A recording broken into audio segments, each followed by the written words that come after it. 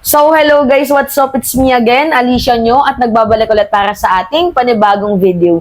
So, mga minamahal, sumagot po si PBBM dito nga po sa tirada at banat na ginagawa ni Vice President Sara Duterte.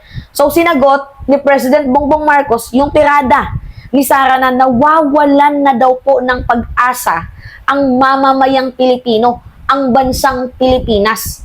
Inilarawan pa nga ni Vice Presidente, mga minamahal, na ang Pilipinas daw po ay dumpster. Alam niyo kung ano yung nakakatawa dito? Literal na bulag, no?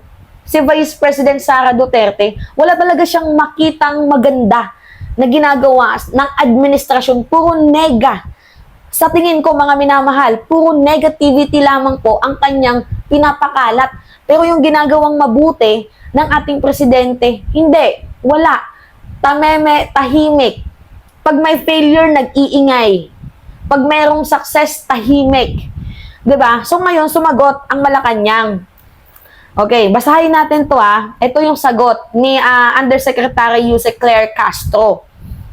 Hindi ba siya yung nawawala sa Pilipinas? Ay, totoo nga naman, mga minamahal. 'Di ba, ang lakas ng loob mong magsabi na nawawalan ng pag-asa ang bansang Pilipinas na in the first place, wala ka naman sa Pilipinas. Nandun ka, pinagsisilbihan mo ang isang tao versus sa napakadaming mamamayang Pilipino.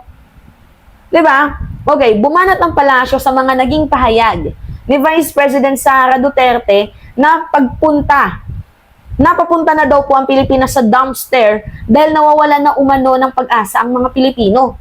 Nawawalan ng pag-asa ang mga Pilipino dahil sa ginagawa ninyo, sa pagnanakaw ninyo sa kaban ng bayan.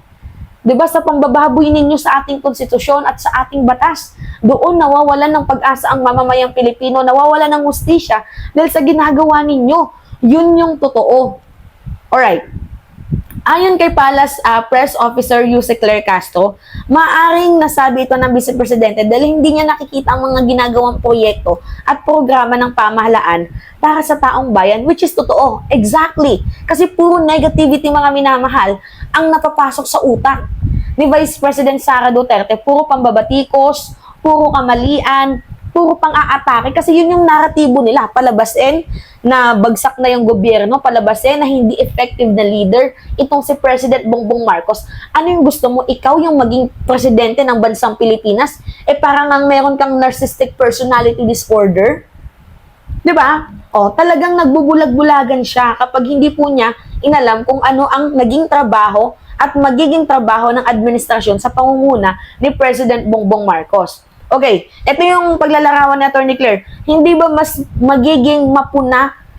Hindi ba mas magiging mapupunta tayo sa dumpster kung ang maging pangulo natin o maging leader natin ay mga katulad ni VP Sara?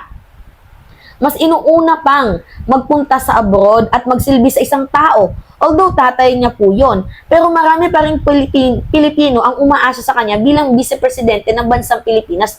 Totoo, mga minamahal. Presidente ng bansang Pilipinas, itong si Vice President Sara Duterte, at hindi po siya alagain, hindi po siya katulong ng kanyang ama. Dapat sana i-fulfill ni Vice President Sara Duterte yung responsibility niya bilang vice-presidente ng bansang Pilipinas. Kasi imagine okay, tatay mo yan. Wala namang masamang pagsilbihan mo, pero meron kang obligation. 'Di ba? Sa Pilipinas, ano yung obligation mo? Magtrabaho para sa napakaraming mamamayang Pilipino, and yet instead na magtrabaho ka, puro pamumuna ang ginagawa mo sa presidente, hindi mo tinutulungan. Which is, tama bang pag-uugali yun, mga minamahal, ng isang vice-presidente ng bansang Pilipinas? Ako po ay nagtatanong lamang. Diba kasi mas nangingibabaw yung puro puna na ginagawa ni Vice President Sara Duterte kaysa tulungan ang administrasyon sa ginagawang kabutihan nito. Diba? Paano uunlad ng bansang Pilipinas kung yung mismong vice-presidente natin ay hindi po nakikipag-cooperate? Hindi nakikipag-cooperate para sa mga proyekto na ginagawa ng Pangulo. Okay. Gusto nyo, mga minamahal, ng transparent? Gusto niyo ng transparent? Okay, basahin natin Ito yung mga nagawa ni Pangulong Bongbong Marcos mula 2022 hanggang 2025. Yan. Ang dami niya, no? Makikita ninyo. Sobrang dami. sana bago po muna si Vice President Sara Duterte, tiningnan niya muna. Yan o, makikita ninyo. Oh, basahin ko sa inyo mga minamahal ha. Number 1, President Bongbong Marcos extend libreng sakay until December 31, 2022. Pangalawa, SIM Card Registration Act of 2022. Oh, number 3, EO. Number 6, for recognizing the Inter-Cabinet Body of BARM. Mga minamahal, siya din po yung yung nagbayad ng utang ng mga farmers. Kung matatandaan din ninyo, I hope na mabanggit dito. Number 4, Marcos Lunch Kadiwa ng Pangulo of 2022. Number 5, Mutual Defense Treaty of the Philippines and USA. Number 6, Marcos Lunch Pambansang Pabahay for OFWs. Number 7, Marcos Lunch Pambansang Pabahay in the place such as Panganiban Drive, Naga City, Quezon City, Metro Manila, San Fernando, Molino Bacoor, San Jose, Barangay Alergia, Cebu, Bacolod City, Malabon City, etc. Sobrang dami pa. O, number 8, Maritime Zone Act of 2024, protecting the rights of the Philippines versus the aggression of China. And madami pa mga minamahal kasi umabot to ng ang dami sobrang 100 plus. Mga minamahal, sobrang 100 plus. Hindi ko na kasi kayang isa-isahin sa inyo kasi sabi ko nga po, yung content natin is good for 8 to 10 minutes. So, sobrang daming ginawa ng presidente. And still, unrecognizable pa din ba ito sa ating vice-presidente? Napakabulag mo naman kung ganun. Kung puro na lang kamalian ang nakikita mo sa ating gobyerno and every success, hindi niya man lang maibalita. Di ba mas nakakahiya yung ganun? Di ba? Na gumagawa ng way ang ating presidente para tulungan ang mamamayang Pilipino and still you are quiet. You are silent sa mga achievement ng ating presidente and mas pinapakalat mo yung hatred, 'di ba? Yung fake news sa ating mga kababayang Pilipino. Hindi deserve ng presidente na tratuhin mo ng ganun. Kaya kung ano yung nangyayari sa iyo ngayon, deserve mo yan kasi binababoy mo ang Pangulo, kaya binababoy ka din ng mamamayang Pilipino. 'Di ba? What comes around goes around. Tama ba? Yung karma is a bitch. Bumabalik yan. Kapag hindi maganda yung ginawa mo sa kapwa mo, yan din yung babalik sa'yo. So, ang tanong, ikaw, bilang vice-presidente ng bansang Pilipinas, ano yung nagawa mong kaunlaran sa mamamayang Pilipino? Ano yung naitulong mo sa mamamayang Pilipino? Maliban sa paglaki ng confidential funds mo, maliban sa pagtitreat na ginagawa mo sa ating presidente, unlawful act na ginagawa mo, maliban sa pagpapahirap mo sa bansang Pilipinas, meron ka bang naiambag na mabuti para mapaunlad ang ating kababayang Pilipino? Matulungan ng presidente sa ginagawa niya, kabutihan sa ginagawa niyang aksyon para po sa ating napakaraming Pilipino nang sa gayon maiahon ang bansang Pilipinas sa napakalubok na iniwan ng ama mo? Dahil sobrang daming utang na iniwan ni former President Duterte. Lumubo lamang po mga minamahal ng humigit kumulang 15 trillion pesos. Yung utang ng bansang Pilipinas na iniwan ng ama mo.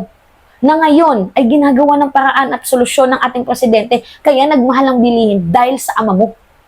Dahil sa pangungutang na ginagawa ng ama mo. Diba? Kaya tayo binubuli dahil din sa ama mo. Na instead sana, kinocall out mo yung ginagawang aggression ng China. Bakit tahimik ka pa? And you think na kapag ikaw yung maupong presidente, uunlad ang mamamayang Pilipino? Really? Vice President Sara Duterte? Hibang ka ba? Diba? Nangangarap ka ba? Na kapag ikaw yung maging presidente ng Pilipinas, sobra pa sa sobra yung kaunlaran na mangyayari? Halos generics lang din naman. Recycle and nire-reuse mo lang yung plataforma ng ama mo. Diba? Pares nga kayong sinungaling Tapos still nangangarap ka na pag ikaw yung maupo, mauunlad, magiging maunlad ang bansang Pilipinas, naupo na nga yung ama mo, wala ngang nangyari. Yung build, scam. Mga minamahal, tingnan yung tulay. Diba? Na ginastusan ng napakalaki ng gobyerno, nasira. Bakit? Kasi kinurap yung pondo. See? Tapos ang kapal ng mukha ng ating vice-presidente para sabihin na nasa dumpster na yung bansang Pilipinas. Nawawalan ng pag-asa ang mamamayang Pilipino, nawawalan ng pag-asa dahil sa ginagawa ninyo. Yun yung totoo. Alright, nakaka-bad trip. Sa totoo lang mga minamahal, nakaka-bad trip tong sinabi ni Vice President Sara Duterte. And I don't know why many Filipinos is still nabubudol pa din sa mga salita ng ating Vice Presidente. Alright, mga minamahal, yun po. Anyway, it's me again, Alicia Nyo, at nagbabalik ulit para sa ating panibagong video. Maraming salamat, mga minamahal.